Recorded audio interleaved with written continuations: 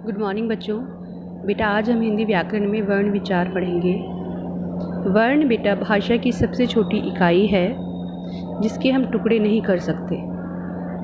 अगर बेटा हम अ को लेकर चले एक वर्ण के रूप में, तो हम अ को बेटा अन्य भागों में नहीं बांट सकते। तो मौखिक भाषा की मूल ध्वनियों को व्यक्त करने वाले चिन्हों को वर्ण कहते हैं। ये इसकी डेफिनेशन होगी बेटा। इसकी जगह हम ये भी दे सकते हैं कि भाषा की सबसे छोटी इकाई जिसके टुकड़े न किए जा सके उन्हें हम वर्ण कहते हैं। प्रत्येक भाषा की छोटी छोटी ध्वनियाँ होती हैं बेटा। इन ध्वनियों के और अधिक टुकड़े नहीं किए जा सकते। ऐसी ध्वनियाँ व्याकरण में वर्ण कहलाती हैं और यह सबसे भाषा की छोटी इकाई है। छोटी इकाई का मतलब बेटा कि हम जब शुरुआत करते हैं तो हम पहले स्वर और व्यंजन से शुरुआत करते हैं और फिर उसके बाद में बेटा स्वर और व्यंजनों को मिलाकर हम शब्द बनाते हैं। शब्दों से फिर हम वाक्य बनाते हैं। तो इस तरह से जो बेटा वर्ण है हमारी, वो भाषा की सबसे छोटी इकाई है। आगे है बेटा वर्णमाला। इन्हीं वर्णों के व्यवस्थित समूह को हम वर्णमाला कहते हैं। अब यहाँ व्यवस्थित का क्या मतलब है बेटा? व्यवस्थित का मतलब है कि जैसे आप यहाँ पे देख रहे हो बेटा, पहले हमारे सारे स्वर हैं, ठीक है, उसके बाद में फिर हमारे दो अयोग वहाँ हैं और उसके बाद में हमारे सारे व्यंजन हैं। तो कभी भी बेटा जब हम कोई वर्णमाला देखते हैं तो उस वर्णमाला में आपको जो है सबसे पहले बेटा स्वर मिलेंगे, फिर व्यंजन मिलेंगे, ठीक है। ऐसा नहीं है कि पहले व्यंजन मिलेंगे और फिर स्वर मिलेंगे। तो ये चीज़ें बेटा वर्णों को व्यवस्थित करने का जो समूह होता है वो आपका वर्णमाला कहलाता है। इसके बाद में बेटा हमारा नेक्स्ट है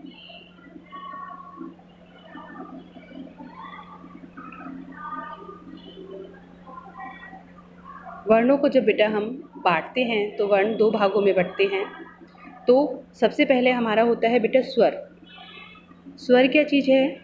जिन वर्णों का उच्चारण बिना किसी ध्वनि की सहायता से अपने आप होता हो, मतलब ऐसे वर्ण बेटा जो अपने आप में स्वतंत्र हो, जिनको बोलने में हमें किसी दूसरे वर्ण की सहायता ना लेनी पड़े, वो हमारे स्वर होते हैं बेटा। जैसे ए, आ, ई, इस तरह से। स्वर के तीन भेद हैं बेटा: ह्रस्व स्वर, दीर्घ स्वर, प्लुत स्वर। ह्रस्व स्वर जिनको बोलने में एक मात्रा का समय लगे वो ह्रस्व स्वर कहलाते हैं बेटा। वे स्वर जिनको बोलने में ह्रस्व स्वर से दोगुना समय लगे वो आपके दीर्घ स्वर कहलाते हैं। और प्लुत स्वर बेटा नॉर्मली यूज़ नहीं होता है अगर आप हिंदी भाषा में देखना चाहें, पर संस्कृत भाषा में इसका बहुत ज़्यादा प्रयोग देखने को मिलता है। ये कुछ तीन जो हमारा गणित में अंक है उससे मिलता जुलता होता है और जिस भी बेटा वर्ण के आगे लगा हुआ होता है वो वर्ण 3 गुना लंबे समय से, मतलब ह्रस्व स्वर से 3 गुना ज़्यादा समय लेकर बोला जाता है, तो वहाँ इसका यूज़ होता है। इसके बाद में बेटा मात्राएं स्वरों का स्वतंत्र रूप में प्रयोग किया जाता है, परंतु जब स्वरों का प्रयोग व्यंजनों के साथ मिलकर किया जाता है तो उनका रूप बदल जाता है और उसे हम मात्रा कहते हैं। जैसे बेटा कि हमने ए की कोई मात्रा नहीं होती, यह स्वर प्रत्येक व्यंजन में छिपा हुआ होता है, पर बाकी जितनी भी जो आपके व्यंजन होते हैं उनके साथ में जो बेटा स्वर लगे हुए होते हैं वो उनकी मात्रा के रूप में प्रयुक्त होते हैं और बिना स्वर के जो हमारा व्यंजन है वो बेटा हलंत के रूप में प्रयोग किया जाता है।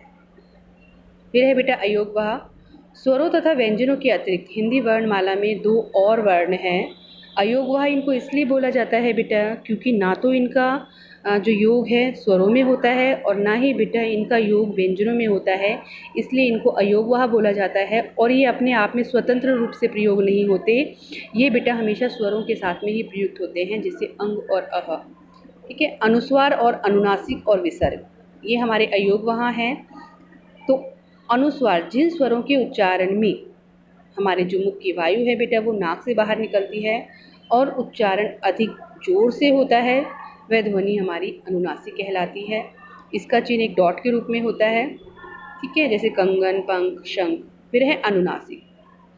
जिस स्वर के उच्चारण में हमारे मुख की वायु बेटा हमारे मुख और नाक दोनों से बाहर निकले उस ध्वनि को हम अनुनासिक कहते हैं। इसका चिन्ह बेटा एक चंद्र बिंदु की तरह होता है, जैसे चांद, पाँव, सांप। विसर्ग का उच्चारण है के समान होता है और ये प्राय 2 डॉट के रूप में किसी भी अक्षर के पीछे लगते हैं, जैसे प्रातः, नमः। अब इसके बाद में नेक्स्ट टॉपिक है बेटा हमारा व्यंजन। वे वर्ण जिनको बोलने में स्वरों की सहायता लेनी पड़े वो व्यंजन कहलाते हैं। व्यंजन के हमारे बेटा 3 भेद होते हैं, स्वर व्यंजन, अंतस्थ व्यंजन, ऊष्म व्यंजन। स्पर्श व्यंजन जिनका उच्चारण कंठ, तालु, मूर्धा, दांत, कोष्ठ आदि हमारे उच्चारण स्थानों से होता है बेटा वो स्पर्श व्यंजन कहलाते हैं। कहने का मतलब ये है कि हमारी जो मुख्य वायु है बेटा किसी भी भाग को स्पर्श करके निकलती है तो वो उसका उच्चारण स्थान बन जाता है और इसलिए इसको स्पर्श व्यंजन कहा जाता है। कैसे लेकर मैं तक बेटा हमारे टोटल 25 यानी 25 जो हैं आपके स्पर्श व्यंजन हैं। अंतस्थ व्यंजन, अंतस्थ का अर्थ है स्वर और व्यंजन के बीच की स्थिति वाले व्यंजन। इनकी संख्या 4 होती है। अंत, य, ल, व। अंतस्थ व्यंजनों में जीभ मुख के किसी भी भाग का स्पर्श पूरी तरह से नहीं करती और हवा भी कुछ अंदर ही ठहरी हुई सी प्रतीत होती है या बहुत कम निकलती है, तो इसलिए इनको अंतस्थ व्यंजन बोला जाता है। ऊष्म व्यंजन बेटा जब हमारी मुख की वायु कुछ रगड़ के साथ में, कुछ ऊष्मा के साथ में बाहर निकलती है तो उसको हम ऊष्म व्यंजन बोलते हैं। तीनों तरह के आपके श और बेटा ह आपके ऊष्म व्यंजन में आते हैं। फिर है आपके बेटा संयुक्त व्यंजन, द्वित्व व्यंजन, संयुक्त अक्षर। संयुक्त व्यंजन बेटा हमारे वो व्यंजन होते हैं जो 2 व्यंजनों के मेल से बनते हैं। इनको हम वर्णमाला में जो है बेटा नहीं गिनते, पर फिर भी इनका प्रयोग जो है हमारी हिंदी भाषा में होता है। जैसे क प्लस में श, क्षमा, त प्लस में र, त्र, पात्र, ज प्लस में ण, जान, यानी, श प्लस में र, श्रम, श्रमिक। फिर है बेटा इसके बाद में द्वित्व व्यंजन। कई बार बेटा क्या होता है कि एक हमारा आधा का मतलब होता है कि स्वर रहित व्यंजन और स्वर सहित व्यंजन जो कि दिखने में बिल्कुल एक जैसे लगते हैं, एक साथ आते हैं, तो वहाँ हम द्वित्व व्यंजन का प्रयोग करते हैं। एक जैसे दिखने वाले 2 व्यंजन, एक स्वर रहित और एक स्वर सहित, अगर बेटा एक साथ आ जाए तो वहाँ पे द्वित्व व्यंजन होता है। संयुक्त अक्षर में जब एक स्वर रहित व्यंजन एक अन्य स्वर सहित व्यंजन से मिलता है तो उनको संयुक्त अक्षर कहते हैं बेटा। ये आपका कुछ द्वित्व व्यंजन जैसा ही है, पर इसमें आपका डिफरेंस बेटा क्या है या कुछ अलग चीज़ ये है कि उसमें तो दोनों एक समान दिखने वाले वर्ण होते हैं द्वित्व व्यंजन में, पर संयुक्त अक्षर में बेटा एक व्यंजन दूसरे व्यंजन से अलग होता है। पर समान बात ये होती है कि एक जो व्यंजन है बेटा आपका वो स्वर रहित होता है और दूसरा व्यंजन आपका स्वर सहित होता है। जैसे मक्खी, ठीक है, मक्खी में जो आपका क है बेटा वो आपका स्वर रहित है और ख स्वर सहित है। पर ऊपर जो बेटा आपका मक्का या चक्का वर्ड जो दे रखा है उसमें दोनों ही एक जैसे दिखने वाले हैं। और सेम बात क्या है कि भाई एक जो व्यंजन है वो स्वर रहित है और दूसरा व्यंजन स्वर सहित है। फिर बेटा वर्ण संयोग और वर्ण विच्छेद होता है। तो वर्ण संयोग और वर्ण विच्छेद में क्या करना होता है आपको कि स्वर को व्यंजन से, क्योंकि जो स्वर है बेटा व्यंजन के साथ में मात्रा के रूप में जुड़ा हुआ होता है, और जब हम उसकी मात्रा को मतलब व्यंजन से जब स्वर को अलग कर देते हैं तो वो वर्ण विच्छेद कहलाता है बेटा। और जब हम उसको मात्रा के रूप में व्यंजन पे प्रयोग करते हैं स्वर को तो वो वर्ण संयोजन कहलाता है। तो ये था बेटा आपका वर्ण विचार वाला टॉपिक।